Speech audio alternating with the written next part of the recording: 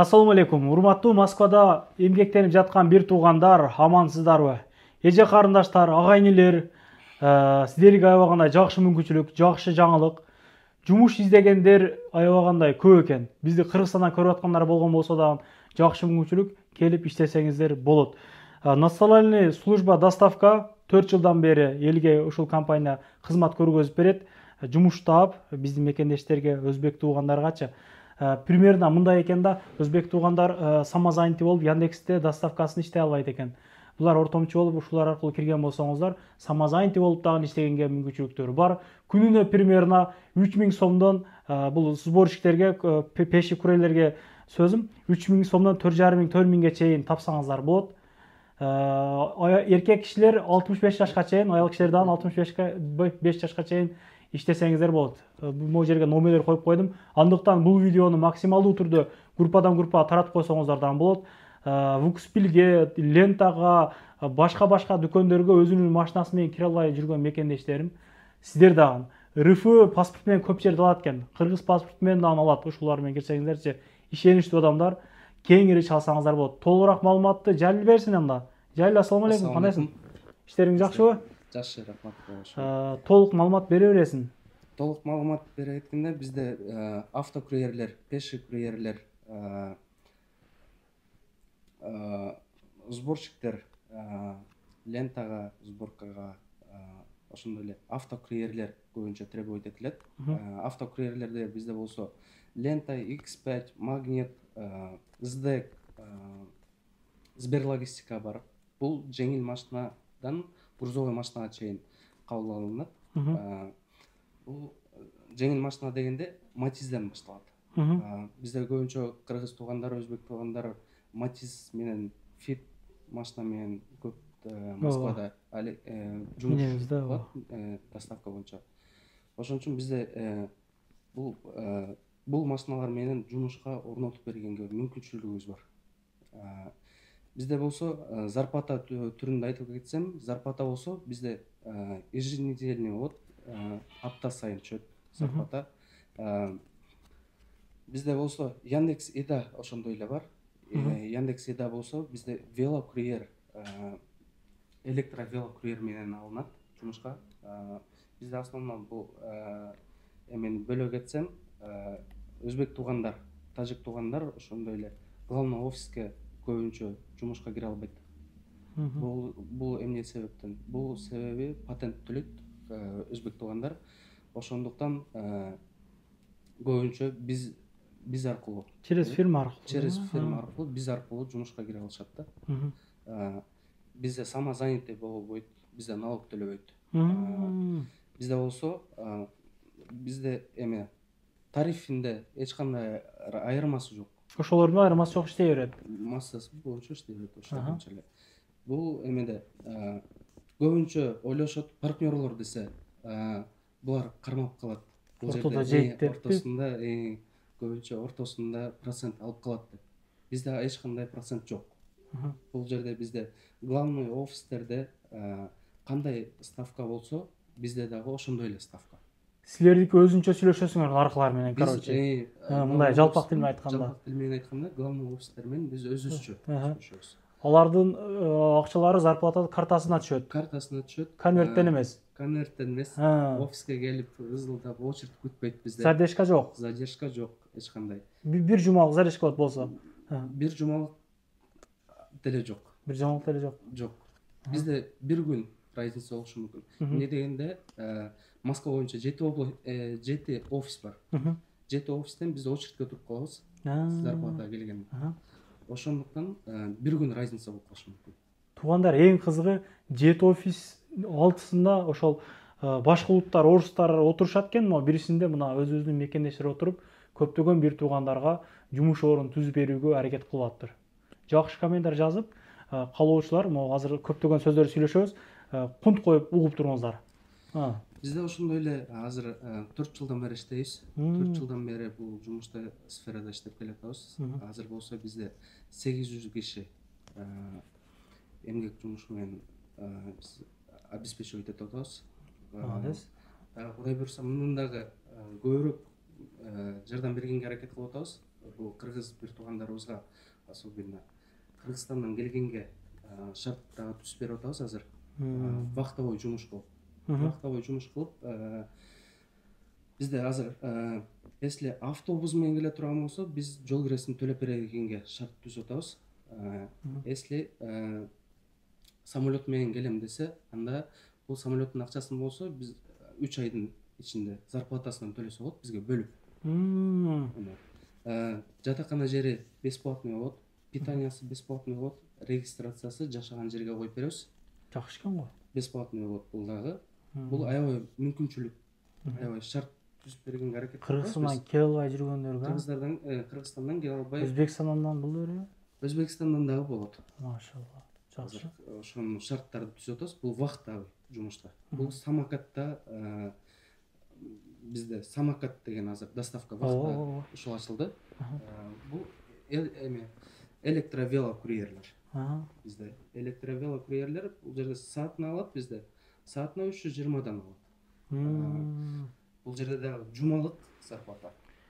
Эч кандай задержкасы жок. Бул жерде болсо биз аябай шарт түзүп бергенде дагы складтын жанына жашаганга мүмкүнчүлүк түзүп берип атабыз. Кимге кайсы район оң болсо ошол жактан таап бересиңер жумушту. Ошол жактан таап беребиз. Жакшы экен го. Ошол жерден жатаканасында таап бергенге аракет кылабыз. Жакшы. Анан могу пешком курьерлер канча сомго чейин иштесе болот, канча рубльге чейин? Канча саатта? Бизде азыр болсо пеший курьерлер Яндекс Идада иштеп атышат, коюнчу адамдар. Бул жакта болсо Яндекс Идада күнүнгө 4,5 миңден 5,5 миңге чейин, 6 миңге чейин таап атышат. Бул жерде болсо азыр популярный болуп кетти, азыр үйдө отуруп заказ берген. Бул аябай өркүндөп, доставка аябай өркүндөп атат. Ошондуктан азыр курьерлер жакшы иштеп атат. Азыр курьерлерге, портерчилерге, таксичилергечи мындай катуу сүйлөй турган заман эмес, аябай бактысы мындай келип атат. Кудай кааласа мен өзүм доставкада иштегенмин, ошо пешком великтер менен, обычный великтер иштегенмин ачыгычы 2 жыл мурда. 42 градуска чейин аябай жакшы табат элем туугандар. Жумасына ошондо 30 миңге чейин, 35 миңге чейин табат элем да. Аябай берекелүү болот доставканын жумушу, аябай сон. Ошондой эле бир нерсе кошо кетсем, бул эме автокурьерлердин бизге бензубер бар, топливный бак деп, топливный карта. Бересиңерби? Бул 5% скидкасы менен берилет. Жакшы го.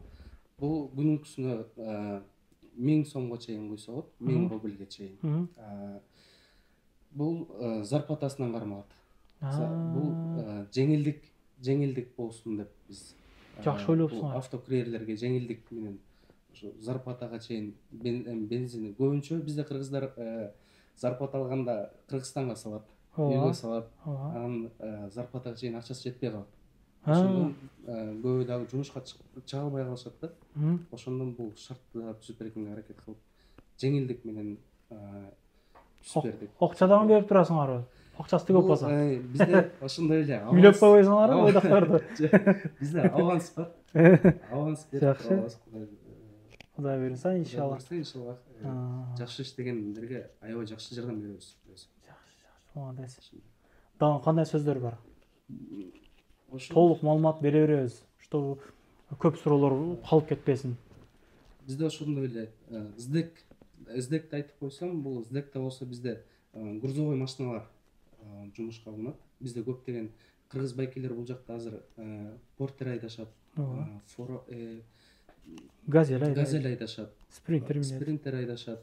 Ошолорго СДЭК бизде бар. СДЭКте бул КГТ бизде грузовой машина болуп эсептелинет дагы. Ошол жакта зарплатасы аябай жакшы. Күнүнө төлөп береби, кандай болот? Бизде бир неделя күнүнкүсүн төлөп бере алабыз. Бул зарплатага чейин жетип, бензин куюп алганга чейин мүмкүнчүлүк. Жеңилдик. Зарплаталары бул СДЭКтике болсо, зарплатасы болсо 15 күн сайын түшөт. 15 күн сайын. 15 күн сайын. Башка проекттердики биздики неделя сайын. Аптасына түшөт. Бул карындашыбыз толуктап кетсин анда. Эл менен амандашып келиңер. саламатсыздарбы? Бизде ошондой эле айымдарга, эжелерибизге 18 жаштан 65 жашка чейин жумуштар бар, магазиндерде, складтарда, айымдарга эле эмес, эркек кишилерге ошондой эле 18 жаштан 65 жашка чейин ар бир үйдүн жанынан магазин карап, ошол жака киргенге жардам беребиз. Складтар бар, ошондой эле комплектовщик, сортировщик дегендер бар. Аяка дагы кирсе болот, аякта за смену төлөнөт, күнүнө 3000ден 6000ге чейин алса болот. Магазиндерде 3000ден 5000ге чейин алса болот. Жумасына төлөнөт, жумасына без задержек картасына түшөт. Ар бир районда бар, Москвада ошол үй жагынан ар бир райондон таап бергенге жардам беребиз. Анан азыр күнүнө 3000ден ашуу иштесе, ошондо канча саат иштеп калат? 12 саат. Например, если 12 саат иштей албаса, азыраак иштесе болот. Ошондой эле сааттарын сүйлөшүп, сменага коюп берип алабыз. Сменасына дегенде бизде 4 сааттан 12 саатка чейин иштесе болот. Лентада сборщик товар. Сборщик товар дегенде бизде көбүнчө азыр болсо iPhone болуп кетти телефондор. Бизде болсо бул жумушка сборщиктерге көбүнчө Android телефон керек болот. Android. Если Android телефондору жок болсо, анда бизде болсо ТСД берилет. Сканерлер менен. Бул дагы бир шарт десек болот да. Жакшы. Бизде ошондой эле графиктер 2-2 кылса болот. 5-2 кылса болот. 6-1 кылса болот. 7-0 кылса болот.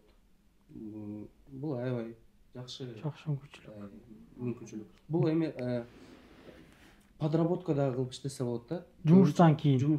Канча саат да. иштесе, анан болот? 4 сааттан 12 саатка чейин иштесе болот. 4 саат. Эң азы 4 саат экен. Азы 4 саат.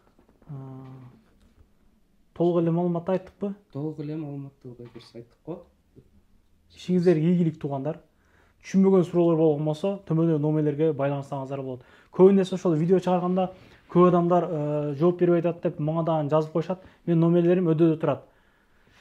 Мен менен байланышкысы келгендер жазсаңыздар болот. Колдон келишинче жооп беришке аракет кылабыз. Ишиңиздерге ийгилик, ар дайым оорубаңыздар, тынч болуңуздар, аманда болуңуздар. Ар дайым биримдикте, ынтымакта жүрө элек туугандар, заманыбыз тынч болсун.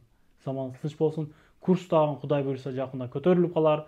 Манайыңыздарды чөктүрбөңүздөр. Жумуш издеген бир туугандардын контакттарына, группалар менен бөлүшүп коюңуздар. Рахмат анда. Калоочуларга мен адрестерин айтып коеюн. Жолуга телем дегендерге.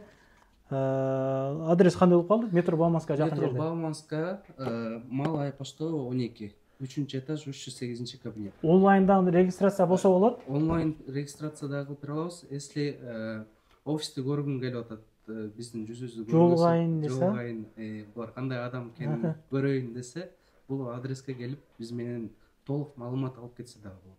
Болуп турганда көрүшкөнчө ийгилик баарыңыздарга. Туугандар, анан дагы кимдир бирөөлөрдө кирди чыкты маселелер болуп, издеп аткандар болгон болсо, ишеничүү адамдар таппай аткандар болгон болсо, мен сүйүнөган номерлерин коюп коемун. Дакан Сайдайт кеңинен 3 ай коюп берет, чыкпай туруп чорундан базадан текшерип берет. Альфардтар менен кенен кесир барып келесиздер. Номерлерин коюп коюм ушул жерге. Сүйүн кирди чыкты деп.